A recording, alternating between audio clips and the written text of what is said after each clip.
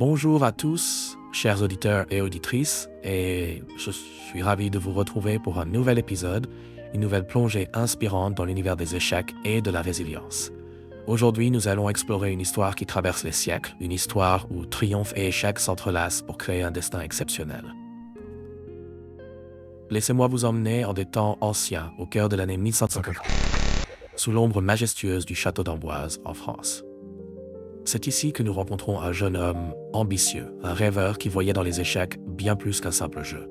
Il y voyait sa route vers la gloire. Ce jeune homme, Philidor, découvrit dès son enfance une passion dévorante pour les échecs. Il absorbait chaque stratégie, mémorisait chaque mouvement et se voyait déjà maître des pièces dansantes sur l'échiquier. Mais son chemin vers la maîtrise ne fut pas sans obstacles. Ses débuts furent marqués par des défaites douloureuses, des échecs qui auraient pu ébranler sa confiance.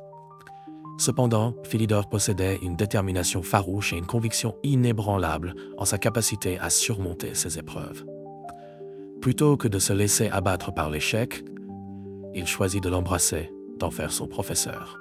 À chaque défaite, il gagnait en sagesse, approfondissait sa compréhension du jeu et affinait sa stratégie.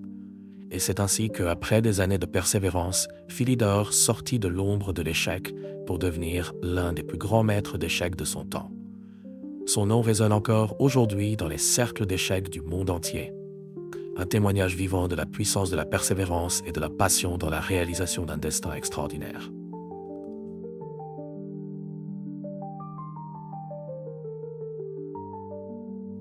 Exploration plus profonde de l'histoire de Philidor.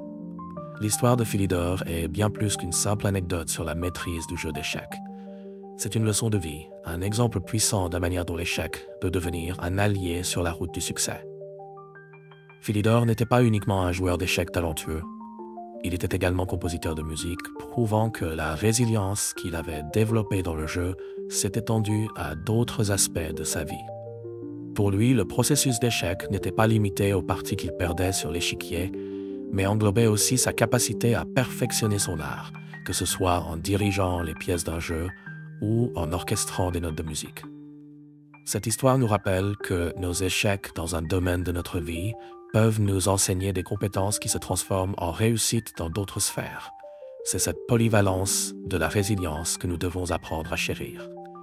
Philidor nous montre que l'échec ne doit pas être confiné à un seul aspect de notre existence. Il nous façonne dans notre ensemble, influençant chaque facette de notre vie.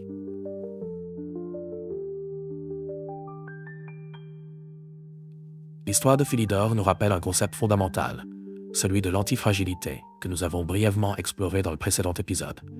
L'antifragilité, c'est plus que de la simple résilience. C'est la capacité à non seulement survivre aux épreuves, mais à en ressortir plus fort. Philidor incarne parfaitement cette qualité. Chaque défaite sur l'échiquier ne le poussait pas à se décourager, mais plutôt à affiner ses stratégies et à comprendre le jeu à un niveau plus profond, plus subtil. Ce concept d'antifragilité peut s'appliquer directement à nos vies quotidiennes. Quand un obstacle se dresse devant nous, au lieu de simplement chercher à le surmonter, nous pouvons apprendre à en tirer une force nouvelle. À l'image d'un muscle qui se renforce après un effort intense, notre esprit, nos compétences et notre sagesse se développent à travers les épreuves que nous rencontrons. Exercice de réflexion. Maintenant, prenons un instant pour réfléchir à une question essentielle. Quel est votre échiquier? En d'autres termes, dans quel domaine de votre vie avez-vous fait face à des revers qui vous ont laissé croire que vous étiez dans une impasse? Et surtout, comment pouvez-vous adopter l'état d'esprit de Philidor pour transformer ces échecs en point de départ vers de nouvelles forces? Je vous invite à faire une pause, à réfléchir à un échec récent ou passé, puis à noter une leçon précieuse que vous en avez tirée. Prenez ce moment pour vous. Cet exercice vous permettra de réaliser que, tout comme dans une partie d'échecs, chaque mouvement que nous faisons dans la vie, qu'il soit réussi ou non, nous rapproche d'un objectif plus grand. Même les faux pas sont des opportunités de réajuster notre stratégie, de revoir notre approche et de continuer à avancer.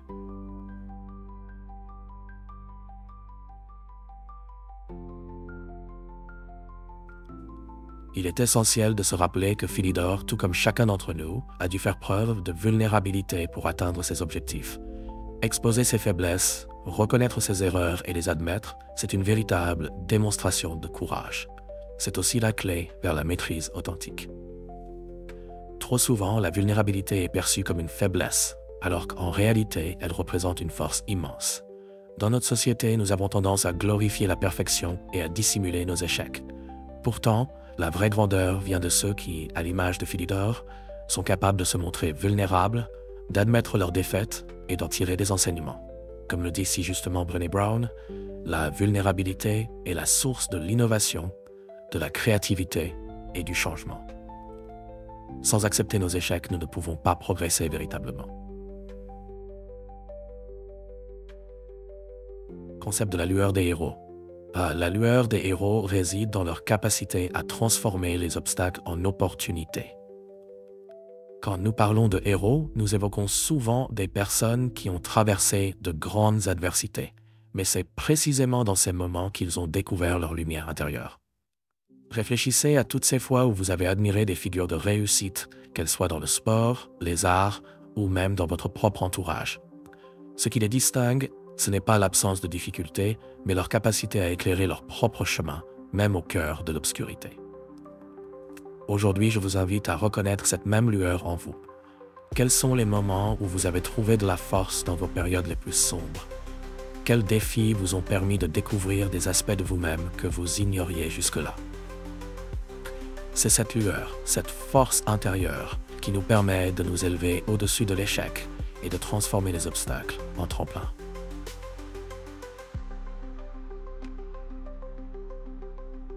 Développer le concept de l'évolution personnelle à travers l'échec. Face à l'échec, il peut être tentant de le voir comme un frein brutal dans notre progression. Pourtant, en réalité, l'échec est un puissant catalyseur. Il nous pousse à réévaluer, à nous adapter et à évoluer. C'est à travers nos échecs que nous affinons nos compétences, que nous développons notre capacité d'adaptation et que nous révélons notre véritable potentiel. Chaque version de nous-mêmes, après un échec, est une version plus forte, plus résiliente. En acceptant l'échec comme un élément intégral de notre évolution, nous nous offrons la permission de grandir continuellement. Au lieu de le craindre, nous pouvons l'accueillir comme une étape naturelle et nécessaire sur le chemin de notre développement.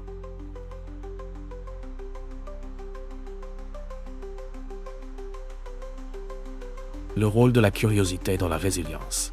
Philidor, comme tout grand maître, possédait une qualité essentielle, la curiosité. Lorsqu'il faisait face à une défaite, il ne se contentait pas de l'accepter passivement. Il cherchait à comprendre pourquoi cela s'était produit. Il posait des questions, explorait des solutions et expérimentait de nouvelles stratégies. C'est cette curiosité qui l'a conduit à devenir un joueur d'échecs exceptionnel. Après chaque échec, au lieu de se refermer ou d'abandonner, la curiosité ouvre la porte à la croissance. Se poser des questions, analyser la situation et chercher à apprendre. Voilà les attitudes qui transforment l'échec en opportunité de s'améliorer et d'évoluer. La gratitude pour l'échec. Un aspect puissant du développement personnel est la pratique de la gratitude, non seulement pour nos réussites, mais aussi pour nos échecs. Cette approche peut sembler contre-intuitive au premier abord. Après tout, pourquoi devrions-nous remercier nos échecs? Mais en y réfléchissant bien, chaque échec nous enseigne quelque chose sur nous-mêmes, sur nos compétences ou sur nos faiblesses. C'est dans ces moments-là que nous grandissons le plus. En cultivant cette perspective, nous pouvons commencer à ressentir de la gratitude pour ces expériences. Philidor lui-même, avec le recul, aurait probablement éprouvé de la gratitude pour chaque partie perdue, car ce sont précisément ces défaites qui l'ont conduit à la maîtrise de son art.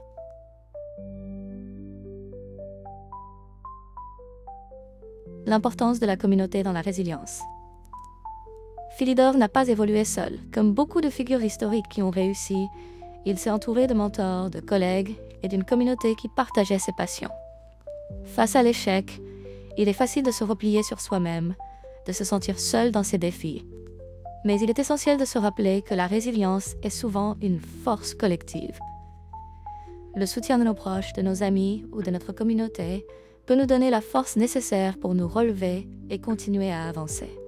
En partageant nos échecs avec les autres, nous réalisons que nous ne sommes pas seuls, et cela rend le processus de guérison plus doux et plus puissant. N'ayez pas peur de communiquer, de parler ouvertement de vos difficultés. Si vous ressentez le besoin de vous confier, mais que vous n'avez personne à qui vous adresser, n'hésitez pas à parler à quelqu'un de moins proche, comme un camarade d'un soir dans un bar par exemple. Adaptez-vous à la situation, à ce qui se présente à vous, à votre tempérament, et pourquoi pas profiter de l'opportunité pour vivre une expérience inhabituelle. Et surtout, n'ayez aucune crainte à consulter des professionnels de la santé si vous sentez que les choses deviennent trop lourdes à porter. Demander de l'aide est un signe de force et non de faiblesse.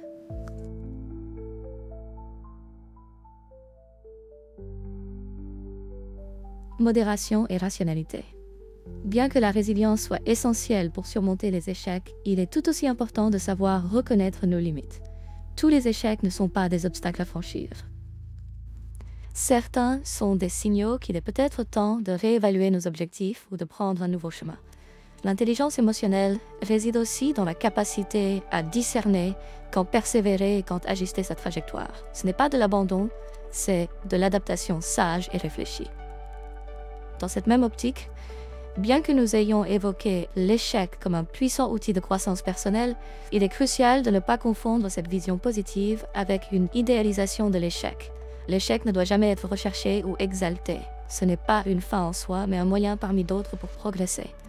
Une approche rationnelle consiste à reconnaître l'échec pour ce qu'il est, une déviation imprévue sur notre chemin, et non un objectif. L'important n'est pas de glorifier la chute, mais plutôt de se concentrer sur la manière de rebondir avec sagesse. L'objectif doit toujours rester de minimiser les erreurs en apprenant de celles qui surviennent, tout en cherchant à maximiser les succès à chaque étape. En adoptant cette approche rationnelle, nous acceptons l'échec comme une réalité inévitable de la vie, tout en maintenant notre attention sur la réussite et l'amélioration continue. Pour conclure, il est également essentiel de relativiser les petits tracas du quotidien et de garder la tête froide, même lorsque tout semble aller mal. Tous les échecs ne sont pas des bouleversements majeurs. Il y a aussi des échecs plus modestes qui, s'ils sont interprétés correctement, peuvent nous préparer à affronter des défis plus grands. En apprenant à gérer ces petits échecs avec calme et perspective, nous développons des mécanismes de résilience qui seront inestimables face aux obstacles plus importants. Chaque échec mineur est, en quelque sorte, une répétition générale pour les moments décisifs de notre vie.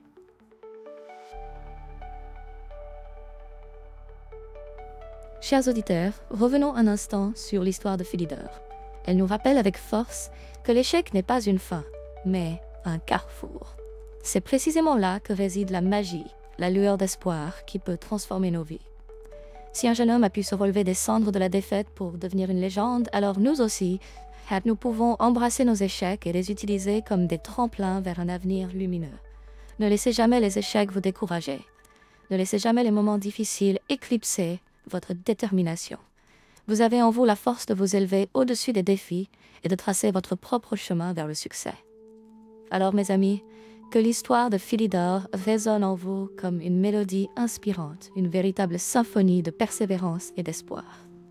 Dans notre prochain épisode, nous plongerons dans les profondeurs de la créativité en explorant comment les esprits brillants ont su transformer leurs échecs en œuvres d'art. En attendant, rappelez-vous toujours ceci. Vos rêves méritent d'être poursuivis et chaque échec est une étape vers votre propre renaissance. Merci d'avoir partagé ce moment avec moi. Continuez à rêver grand, continuez à croire en vous et je vous retrouverai très bientôt pour la suite de notre voyage inspirant.